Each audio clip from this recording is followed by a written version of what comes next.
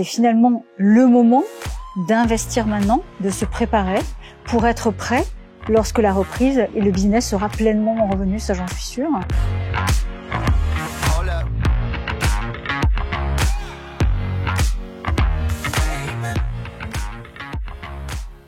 Bonjour Agnès. Bonjour Vangelis. Alors on vient de publier il y a quelques jours notre ranking traditionnel des groupes hôteliers, sur lequel on voit que Accor continue à être un acteur majeur du top 10 mondial en termes de chambres. C'est clairement quelque chose qui est dans l'ADN historique du groupe, le développement. Déjà, ce classement, on en est très fiers, parce que malgré tout, malgré le contexte, on a continué à croître et c'est porteur d'espoir pour maintenant et encore plus pour l'avenir et le futur. On y croit à fond et on n'est pas les seuls. On a plein de partenaires qui y croient et qui développent à nos côtés, de propriétaires qui ont investi, qui ont signé avec nous en 2020. Alors justement, on est dans une période où effectivement tout change et tu viens de prendre maintenant un nouveau périmètre. Tu t'occupes du développement au niveau mondial de Accor, donc c'est toujours un peu particulier, j'imagine, d'arriver dans ce contexte actuel. Est-ce que tu as eu le temps de prendre un petit peu tes marques? Est-ce que tu as déjà défini une vision, une stratégie, une roadmap pour le futur?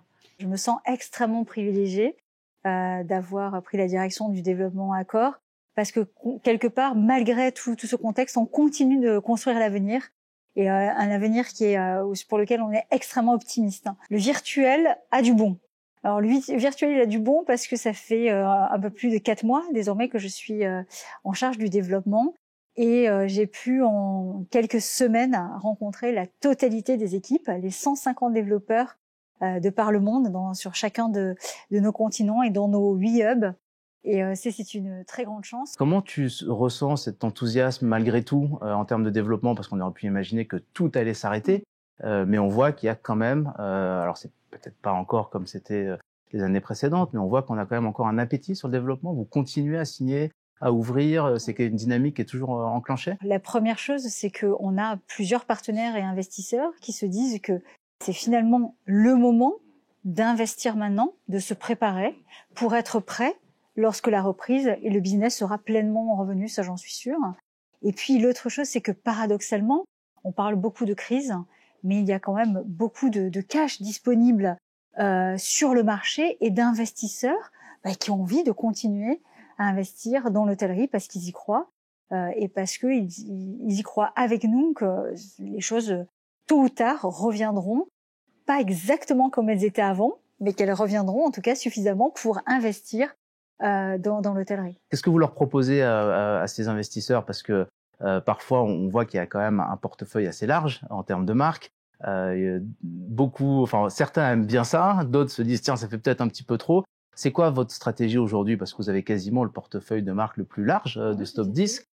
C'est quoi? Il y a une stratégie derrière, il y a une volonté, ça va rester comme ça, grandir, se réduire? Avoir des marques qui répondent justement à la fois d'abord aux besoins des clients, qui vont se positionner sur parfois des niches ou bien plutôt des périmètres larges de clients du business au loisir. Donc, je dirais que notre portefeuille de marque, il permet justement de répondre aux demandes de nos partenaires, à la fois sur ce qu'ils imaginent avec leur propre hôtel, là où ils veulent le positionner, et puis de saisir aussi des nouvelles tendances de marché.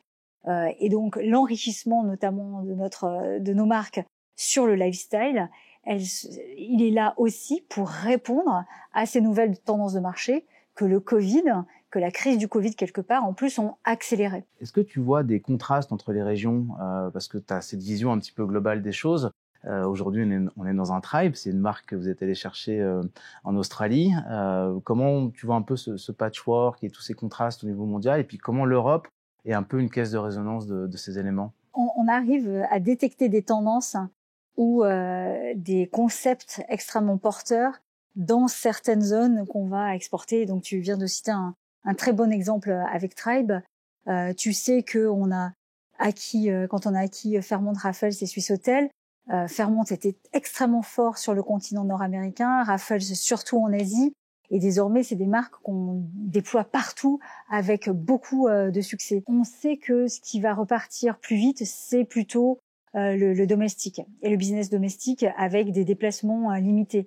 Donc on sait qu'il y a des zones qui vont redémarrer plus vite que l'Europe, qui est très internationale. Et on reste positif. Donc les zones sur lesquelles on va beaucoup compter cette année sur le développement, c'est en premier le Moyen-Orient et l'Afrique. C'est bien sûr la Chine, parce qu'il y a une très très très bonne dynamique et à la fois en termes de business et en termes de développement, ça va vite. On a l'Europe du Nord qui est très dynamique.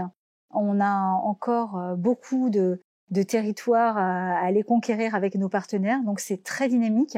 Et puis évidemment l'Asie du Sud-Est, alors surtout sur le développement, parce que l'Asie du Sud-Est, c'est un peu comme l'Europe, on a beaucoup de flux internationaux, mais eux devraient aussi bénéficier des flux intra-régionaux. Et la France dans tout ça alors, finalement? La France, c'est l'ouverture assez récente d'hôtels comme ça. Donc l'introduction, c'est notre premier tribe en dehors de l'Australie.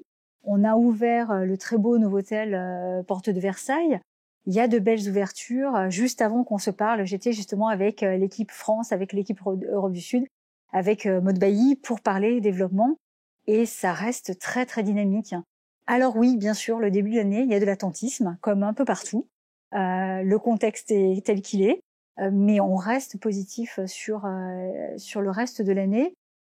Et ce qu'on observe aussi, c'est un phénomène forcément assez fort, c'est que comme on parie avant tout sur le rebond du loisir avant celui du business, c'est vrai qu'on a une très belle traction sur des projets de développement qui sont plutôt dans le loisir.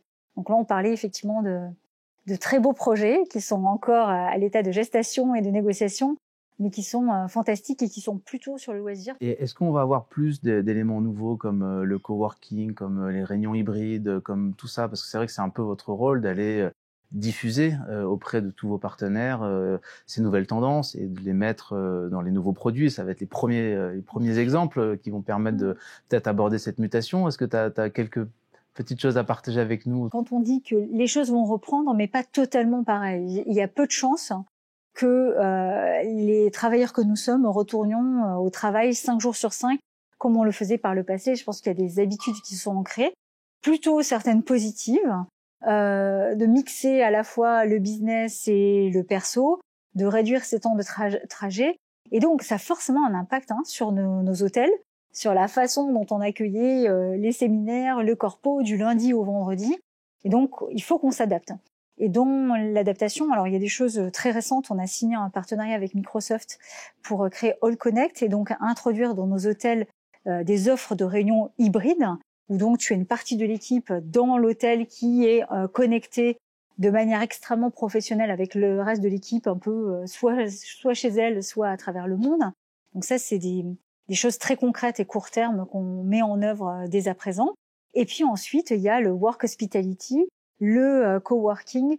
Et ça, je dirais, là aussi, c'est intéressant de se dire, en attendant que le business, le corporate, les séminaires, les grandes réunions, les grandes conventions reviennent complètement, ou même tout simplement parce que ça va être une tendance réellement durable, c'est proposer à nos partenaires, qui sont énormément en demande, d'avoir un usage mixte, en fait, sur leurs hôtels. Plutôt que d'avoir un building qui est 100% en chambre, c'est envisager d'avoir et des chambres d'hôtel classiques, qu'on a toujours faites, mais aussi des bureaux privés, des private office, qui vont se mettre à la place de certaines chambres, qui vont remplacer une partie de l'inventaire, ou carrément avoir des espaces de coworking qui sont, je dirais, en combo avec le reste de l'hôtel. Merci beaucoup Agnès d'avoir partagé et puis rendez-vous dans les prochains mois, on l'espère, dans un contexte plus sympathique et chaleureux, qu'on sera enfin reparti de l'avant. Merci beaucoup. Merci Vangelis.